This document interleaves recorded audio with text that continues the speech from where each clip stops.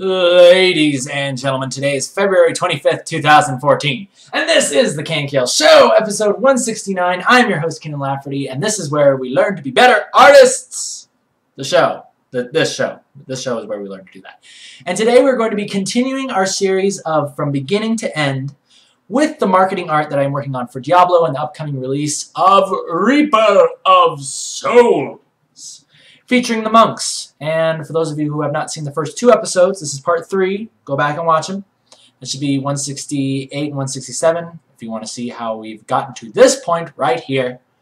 And I have been refining and sculpting my lines today. And I'm going to show you, once again, we're going to continue with where we left off yesterday. And this is where we were right here. This is basically, I showed you how to get to this point in real time. And I worked for a couple hours today.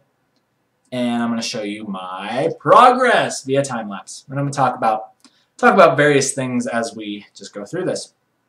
So this is always one of my favorite points. Like once I've got a sketch down that I really like, and now I'm just moving into simply the refinement process. And as I said before, you might be asking, how the heck do you know how to draw an arm like that, right? Like coming straight at you. It's almost like you use your webcam and then you just like do this and then you draw your own hand. Yes, that's exactly what I do. Sometimes I like to use the mirror back here too. I mean, that's really good if I'm doing like a full body pose thing. I need to get an idea of what I want.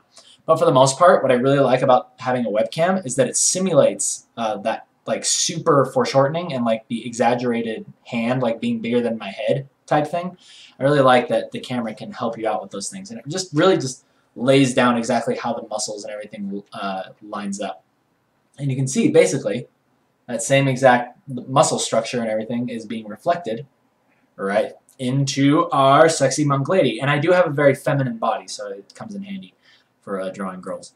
So anyway, but yeah, I drew this hand and I really liked it. Then I ended up changing this one right here, and I didn't like it as much. And I think the reason why is because it kind of became more like a, I don't know, this hand back here almost looks like she's like holding a spell. You know, it's like, woo, like I could put like a little, like a ball of magic, like kind of like floating above her hand, and I didn't want that. Before, just the shapes that I had, if you can look right, way back here, see just these shapes, the fact that they're just like all blocks, it really simulates almost like a more, I don't know, like a visceral, like knuckly, when I think of monks, I think of them punching you with their knuckles, like they do this type of thing, right?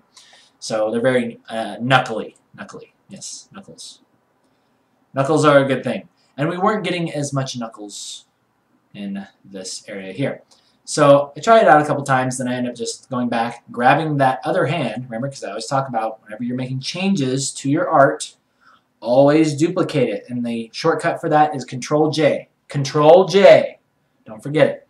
Just duplicate your line work up. That way, worst comes to worst. Like, it just gives you the freedom.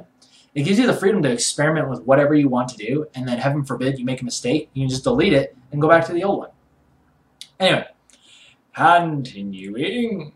That's exactly what I did. I just went back to the old one, copied that old hand, put it in, and then just kind of cleaned it up.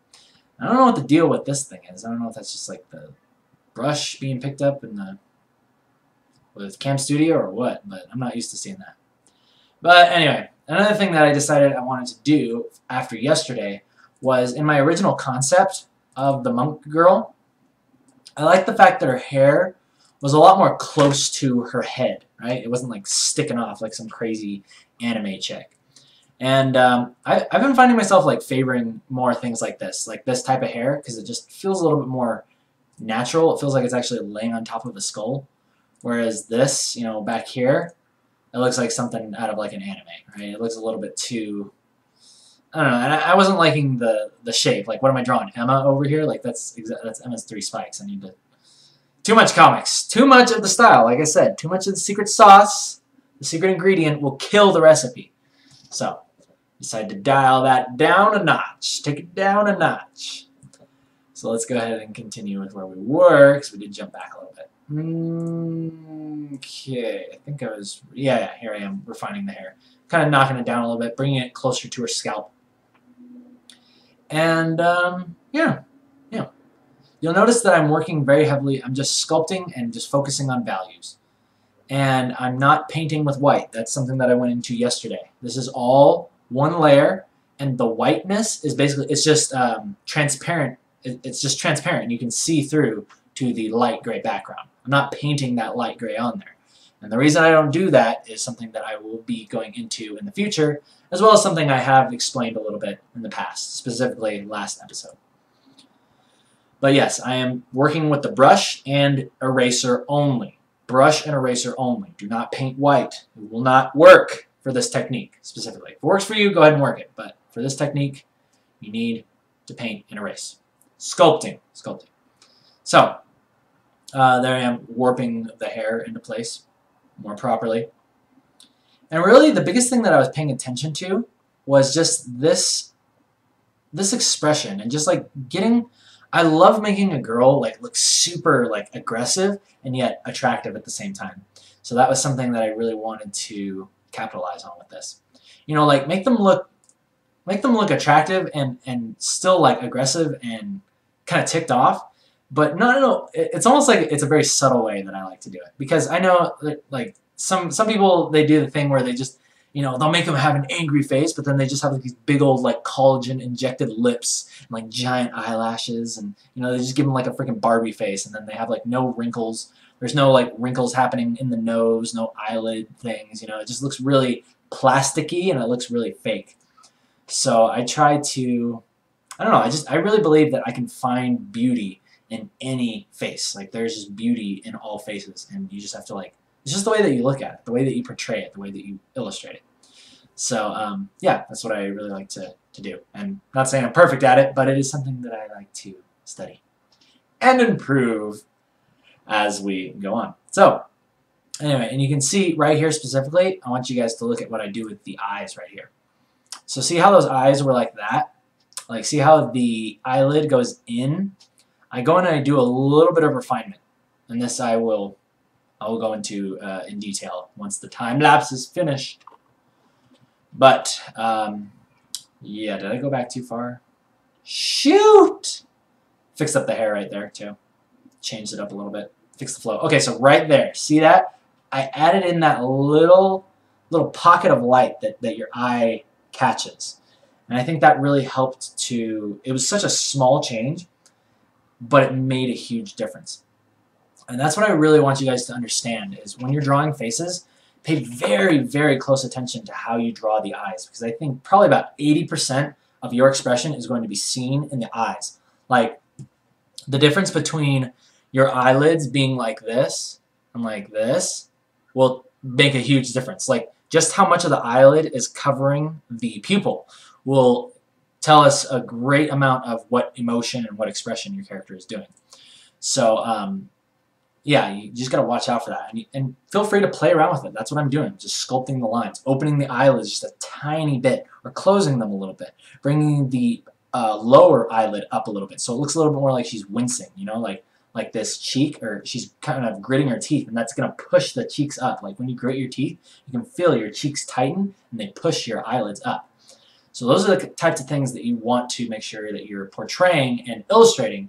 That way it gives you a good realistic feel. And believable feel. Believable expressions are super, super important in my work. So, yes. Always something I'm striving to get better at, and I hope that you guys do as well. So, yeah, let's talk a little bit about this belt. This belt was pretty dang fun. And like I said, I know myself. Like just a few months ago, I would not be able to, like, I feel like I'm getting a lot better at designing. And it's just because I've figured out, or I was taught, a couple very simple, awesome rules. And the person that taught me these things was Iron Stylus, aka Michael Marino of Riot Games. He's an amazing illustrator, an amazing designer, and he taught me basically his go-to rules when it comes to designing. And that is, if I were to sum it up, what he told me was having a good variation of large shapes, medium shapes, and small shapes. And you can see that just from right here. Like, you can see that there's this large belt thing, then there's maybe like a medium-sized buckle trim going on, and then you have all these little details kind of in there.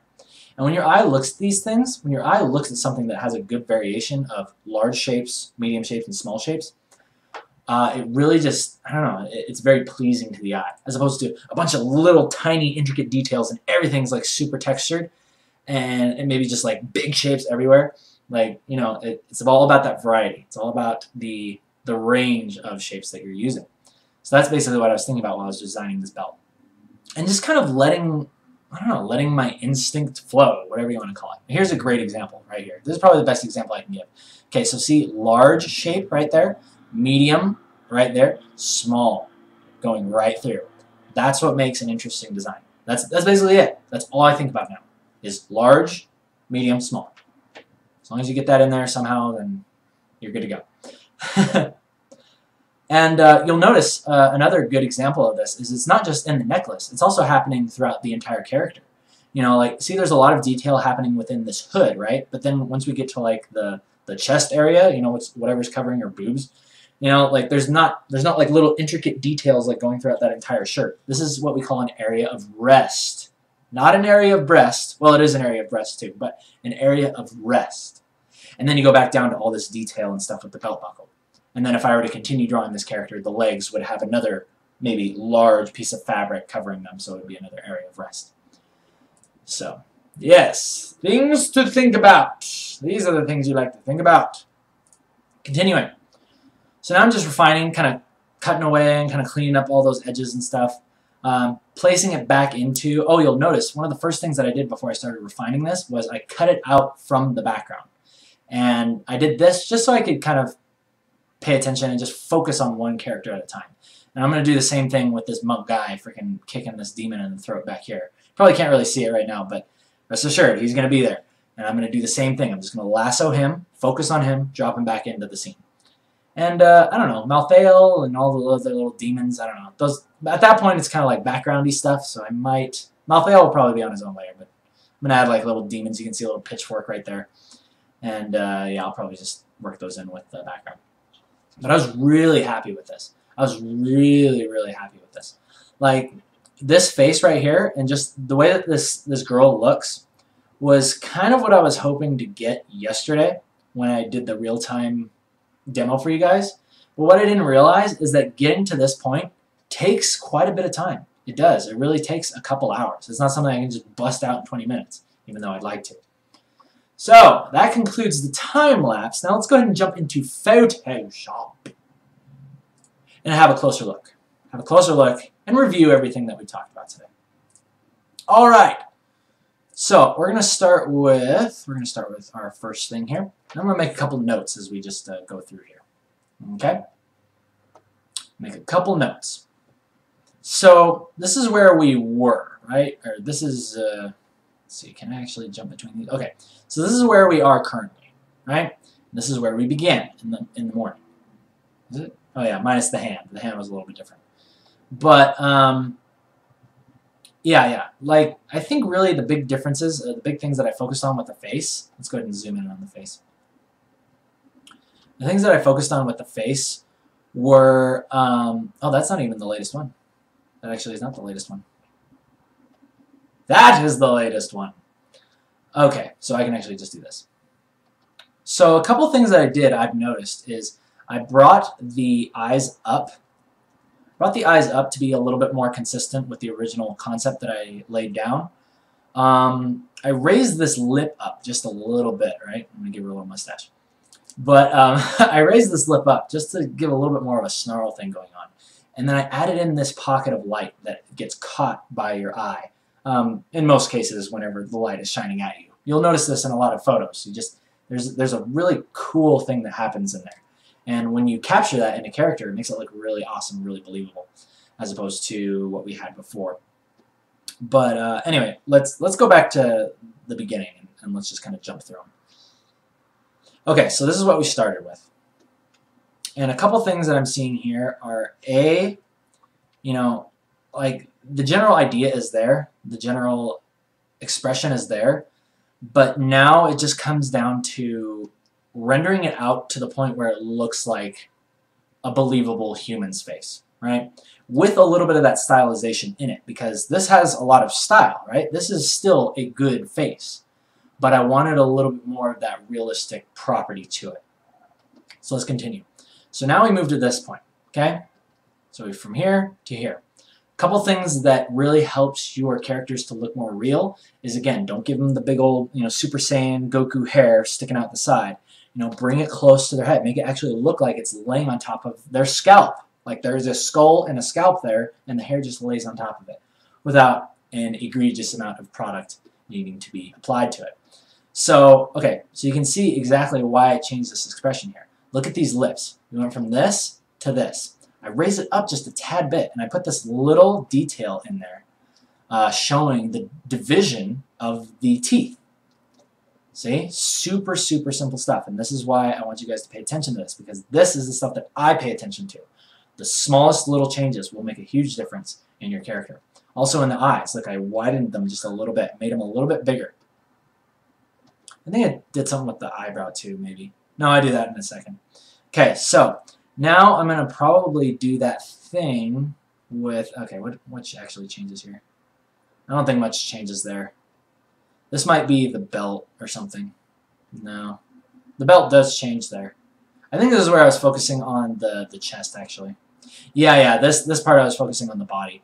I actually brought the waist down a little bit. I lengthened her waist a tad bit, and I brought the belt down. You can see how before it was kind of like, looked like it was like climbing up her chest. It was about to, like, I don't know, freaking take over her whole body, like some sort of parasite. And just kind of push it down a little bit. Let us see a little bit more of her waist and give her chest a little bit more breathing space, if you will. And then let us move into the final thing that I did with the eyes. So from this to this, okay? I know they're kind of changing a little bit in terms of they're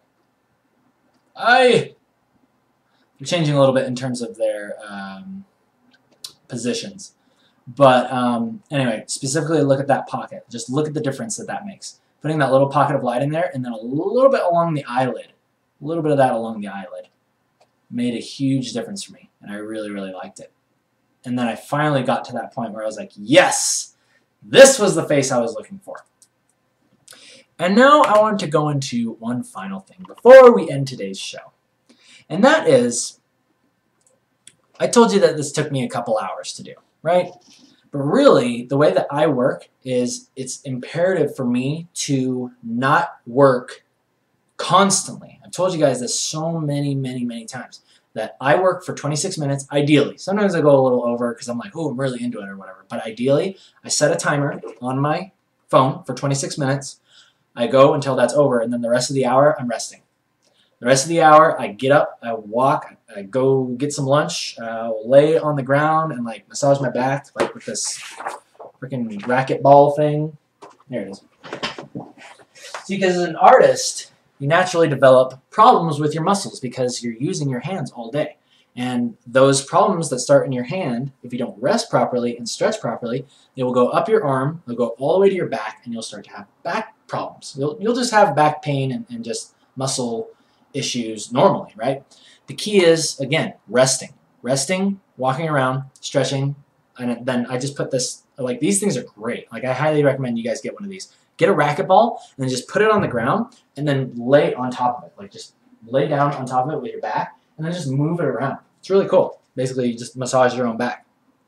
And it hurts pretty bad at first, but after a little while, it just feels really, really good. It just feels really, I don't know, it's very rejuvenating. So I urge you guys to just really, like, one of the biggest things that I think has changed with my process from the beginning is, I mean, I can talk your ear off all day about technique and, you know, all the stuff that actually happens within this program, but really, the best ideas always come to me, and the solutions to my problems always come to me whenever I get up and I walk away. I would not have gotten to this point. I would not have found this face or, like, thought of what I needed to do to get to this point if I wouldn't have gotten up and walked away. It probably would have, you know, still been okay, but you can see just by that tiny little change, it gave me exactly what I was looking for. And I'll probably still refine it and make it even better from this point forward, because I'll continue working and resting, working and resting. So yeah, I hope that you guys enjoyed today's part 3 of the Diablo marketing art. You guys take care of yourselves. Thank you for joining me on YouTube. Thumbs up if you like it, thumbs down if you don't. My name is KNKL. I'll see you guys tomorrow. Oh wait, I'm actually not going to be here tomorrow. Wait. No, but I can pre-record the episode. That's right. There's no more excuses. There's no more excuse. I will see you guys tomorrow. Until then, you guys take care.